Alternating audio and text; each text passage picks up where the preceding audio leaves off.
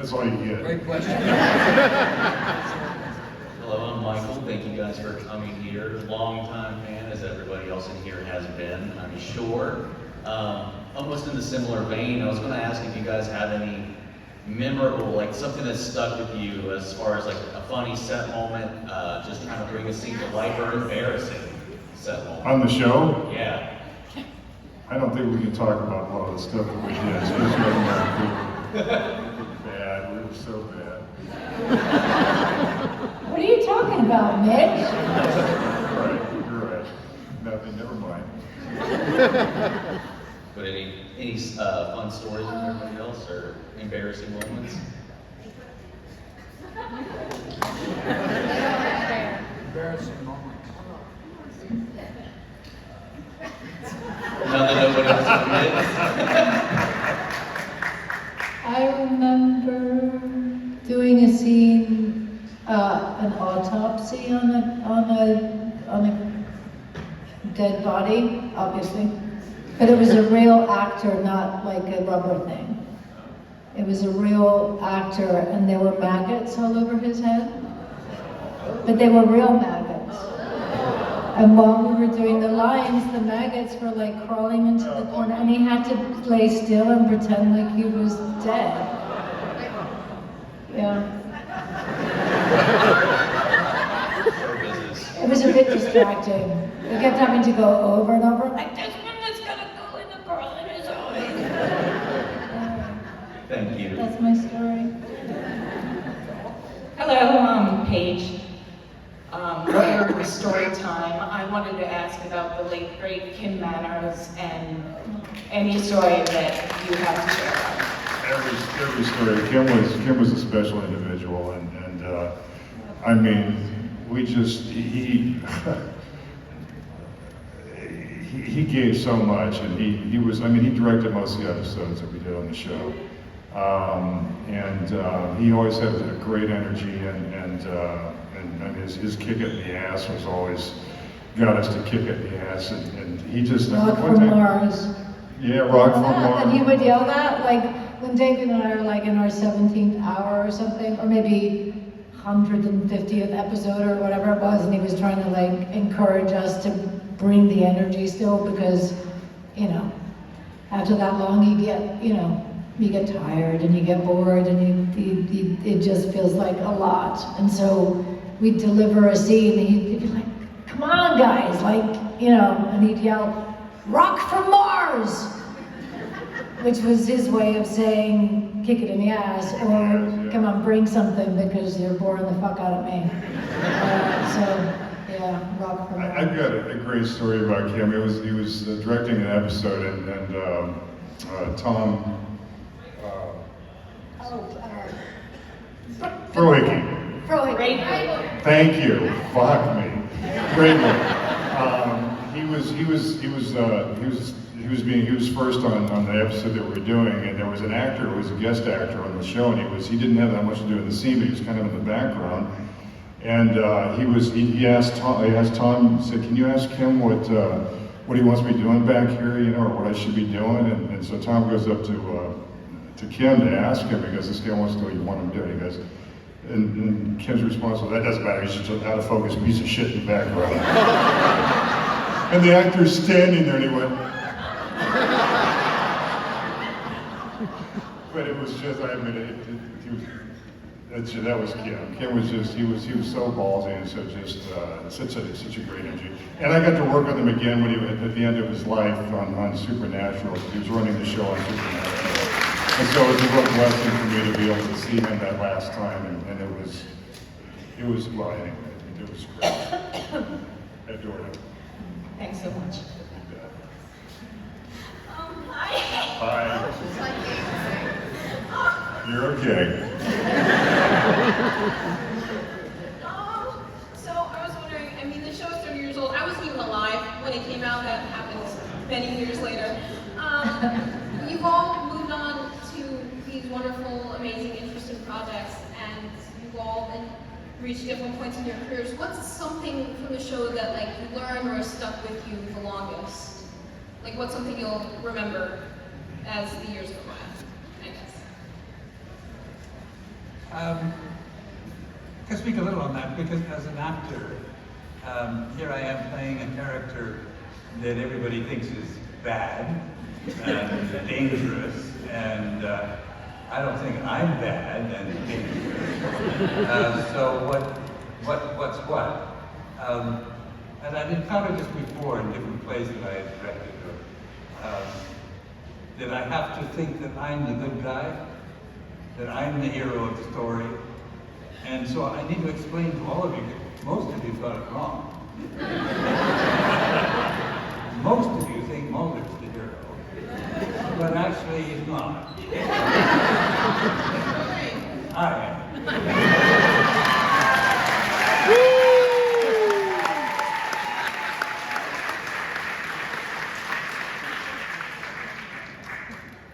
Okay, next question. You bet. Hello guys, my name's Matthew. Jillian, I don't know if there's any Whovians in here, but I'm still waiting for you to show up on Doctor Who. My question's for you. So last year, Chris Carter was at a 30th anniversary panel in New York City, and he said that William is not Scully and Mulder's son.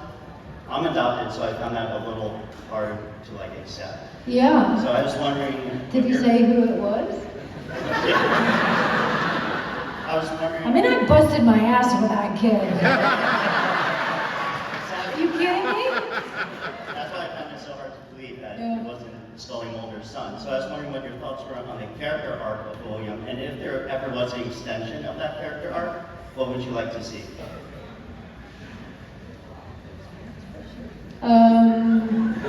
Sorry for the deep question. I guess to find out who the father is, maybe?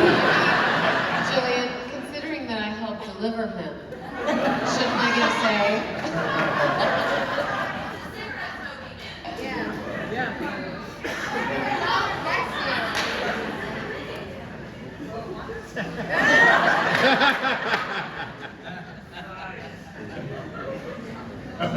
Next question.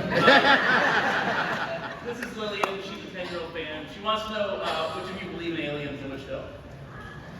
I totally do. Sorry? Which of us believe in aliens? No, I do. And there's a 10-year-old fan who's binge watching the show right there, so.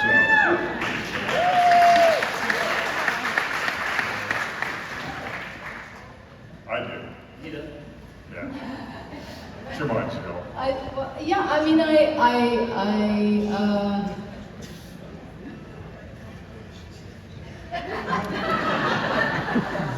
it's a long answer. Okay. I don't know if we've got time for it. I mean, just that, of course there have to be. I mean, of course there has to be, Sure. right? Yes. But they might not look like what's carrying you right now. Possibility. Yeah. Thank you all.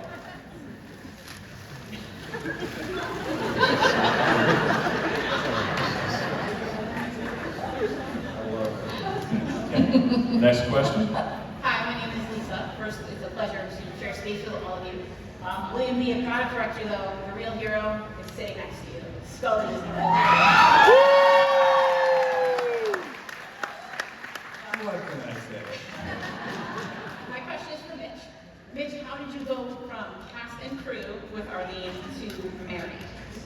How did you make that happen? Let me tell you how it works.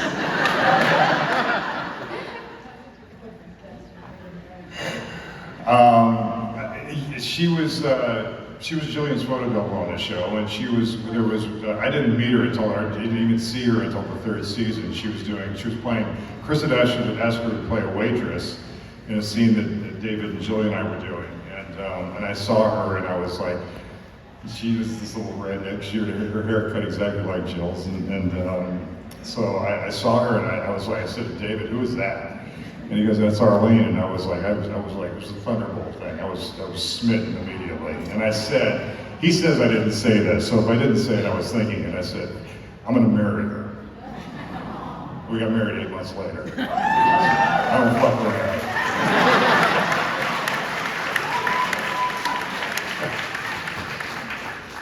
Hello, I love the X-Files, and Jillian, Jillian, you got me one of my favorite characters ever in the X-Files. So my question for all of you is, what's your favorite episode to shoot and why? Favorite episode that we like on the show? Yeah. I'm sick. Home is my favorite episode. I love them driving down in the Cadillac with Johnny Mathis playing it. The one with Peter Boyle, I thought was good. Yeah, that was fun. That was awfully good. There's a lot of memorable ones. My least favorite ones are ones that I was in. There was that fun one with the circus. Yes. Humbug. Humbug. That was fun to do with is it Rose? Something Rose who did the penis? Yeah, Jim Rose who did the penis acrobatics. Yeah, he took us all into a trailer to show us some, like the hamburger and the flying squirrel. Sounds really sick right now, doesn't it? I mean, it is kind of, but that was his thing. Did you guys know about that? Do you know about the flying squirrel? With the penis? He actually ended up doing it in the hotel lobby that we stayed at. He got kicked out of the hotel.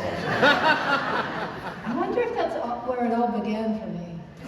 That was my very first penis of the day. It was Jim Rose's flying squirrel. Anyway, sorry. I digress. Thank you. Hello. I know this is marketed as a reunion, but how long has it been since all of you have been in a room together? It's been a long time, I think, yeah. All of us together, this group, it's been a long time. In Florida? Were we in Florida?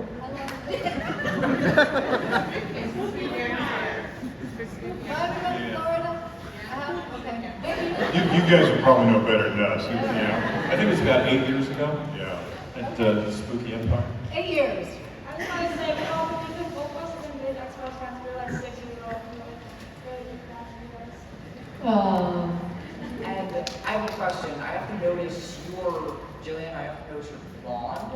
Was it a wig you were wearing in the X-Files, or was that your real hair? Oh, that was my real hair. It was my real hair in the main episodes in the first 9 seasons, and then when we did the additional episodes, they were wigs. Thank you so much. Thank you, appreciate it. Hi, I'm Johanna, and I flew over from Germany just to see you.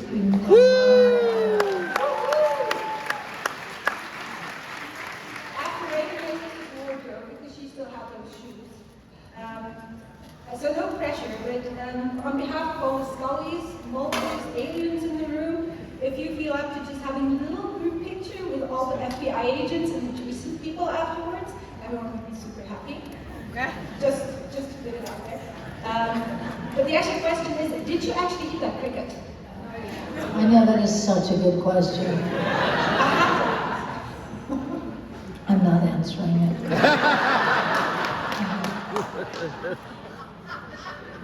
I can't actually remember.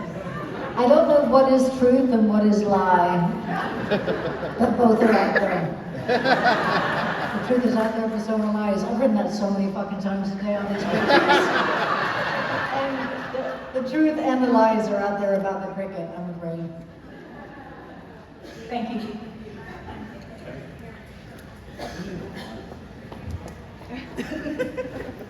Hi, I'm Debbie.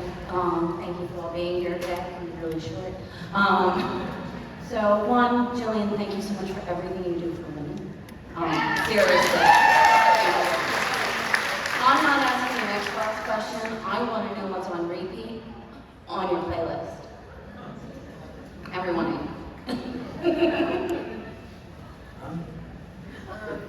I'm obsessed with the new Tame Impala album, and I just saw him in concert. It was fucking amazing.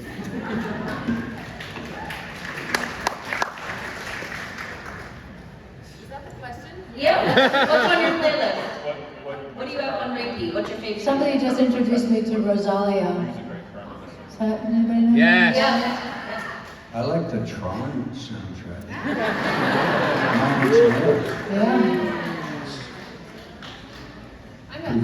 I love the 70s. I grew up with older sisters who were hippies. So I love like James Taylor and Carly Simon, Steely Dan, and Crosby, Sisters, and Nash. Grateful Dead? No. Yeah. What do you have on repeat? I don't understand anything that's going on.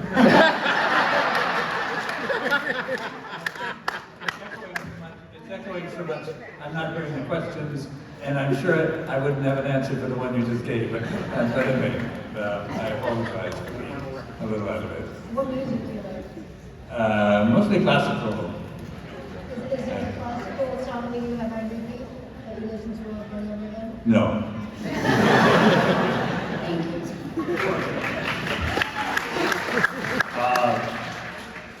Chris Stapleton, I think. Yes. Yeah. Thank you. You bet. All right, guys, we have time for probably just 2 more questions. Hi guys. If the X-Files came back for another show, another season, or another movie, what is the one thing that you would want your character to get to do? This is for Anthony or all of you. Come back to life.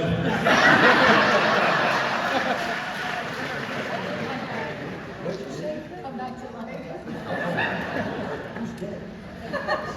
Well, they think I'm dead. I mean, they shot me. If he wasn't, But you can't kill Then the they hero. pushed me into the water. And it was late at night, it was 4 o'clock in the morning, as you may recall. And I think I'm supposed to be dead. But I explained to Chris, I'm not sure he had anticipated this, that really wasn't me, that was a hologram. So I'm actually okay.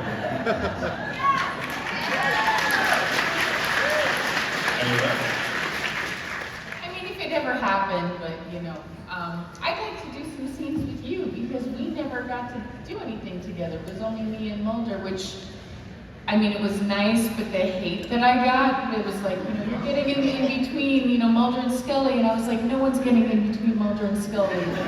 Relax, kids. But it would have been nice to have some stuff with Jillian, so maybe next life. I had to offer to write an episode to get some scenes with Jillian. It was a great episode. But he gave me something else instead, apparently. I didn't plan that part. Thanks, guys. You bet. On behalf of my wife Michelle, my daughter Carmel, and I know everybody else in this room, just thank you all for being here. I mean, this is amazing. You all are amazing. Thank you for all the work you've done on the X-Files and all the work you've done in, you know, every other project you've done in your lives, and that you'll continue to do. I just want to right now. So thank you. And I have to say, like, sometimes I find myself howling around the house doing some projects here and there I'll throw on YouTube, and the music in the X-Files is a nice character too. Once in a while I'll throw on season 1 or 2, just kind of hear it in the background. I know my 5-year-olds, you know, my wife, they, God bless them, they don't get sick of it hearing it around the house, but it's actually pretty cool listening to music. But my question to you guys is, you know, you see today the world the way it is, like how it continues to evolve and how it has evolved over the last 30 years. Some points, you know, have come to kind of fruition a little bit, particularly the alien situation. You know, you talk about that object, you know, and reality of things kind of happening. So are you guys surprised and kind of blown away at how we are coming maybe to realizing, you know, the government's kind of opened the book just a little crack here and there of, you know, agreeing that, well, you know, there was an organization within the government that did investigate aerial objects. That's a fact, you know, that came out. Are you guys amazed at how things are starting to come to a little bit of a fruition and other points in the show along the 30-year stretch that are coming to fruition? Are you guys amazed at seeing kind of the progression of things in the world over time, particularly with the alien situation? I had a conversation with Chris recently, and I asked him, I said, who were you talking to back when you were writing this show? Yes. Because, I mean, a lot of the stuff that he that he wrote about in this show is like you say, coming to fruition. It's happening, and conspiracies, the alien stuff, all that stuff. He said, well, I'm not that smart. And I said, dude, you are an X-File yourself. Yeah. So I think it's a good question. I think it's a great question. So. It's almost like it was, Chris was, it was prophetic, and I think the new generation is loving the show and enjoying the show, and I think the reason why the show is timeless is because, I mean, back then it was science fiction, but for this new generation that's discovering it, this is happening. Right? Well, even the stuff, the stuff that Chris was writing about, the CRISPR-Cas stuff that we were doing, with gene splicing and cloning and everything. I mean, that stuff is all, every time I see that stuff in the news in terms of, the advances that they're making in medicine because of that science, you cannot think about him because we did, our whole last many episodes were about that. And I think that's how Scully saved the world. I'll just put in another voice here. I mean, Jillian's right about the science. I think that's fascinating. And there were some predictions within the show that suggested scientific advances that are in fact coming to pass. But as for aliens, as for the paranormal, I'm a skeptic. And oh, absolutely. I'm a member of the Committee for Scientific Inquiry. I've given speeches on the subject. Joe Nickel, who a dear friend and a person who made his living putting to bed most of these theories, all of these theories. Read him. Unfortunately, he's passed away now.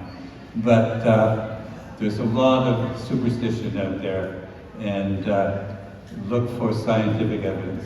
That's all I have to say. Humbug. One last thing, I do have a lot of nice memories of my father, God rest his soul, watching the X-Files in the 90s. Now, I was smaller at that time, but that's probably the greatest gift you guys have given, so I appreciate that. And you all have not aged a day. Awesome. All right, guys, I'm sorry, we do have to end this. We have the costume contest coming up next. Please be sure to see these stars at your tables. Please, a big round of applause for Laurie Holden, William D. Davis, Annabeth Fish, Mitch Pileggi, Robert Patrick, and Gillian Anderson. Thank you, guys.